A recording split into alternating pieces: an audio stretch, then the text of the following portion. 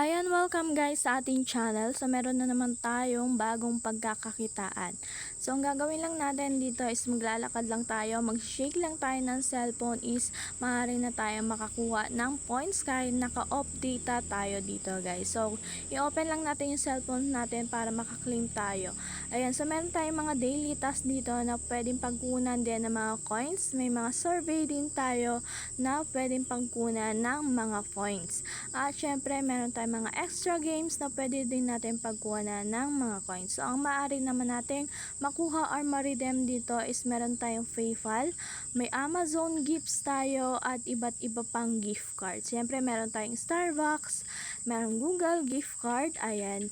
So, ipapakita ko sa inyo mamaya yung proof na naka-withdraw tayo dito. So, naka-claim na tayo dito ng 5 USD. So, yung ating link is ilalagay ko na lang sa ating comment section or sa ating caption. Ayan guys, so nakakuha tayo dito ng 5 USD. So, i-claim lang natin yung mga points na nakuha natin, katulad niyang ginawa natin. So, kahit yun na lang yung gamitan nyo ng data.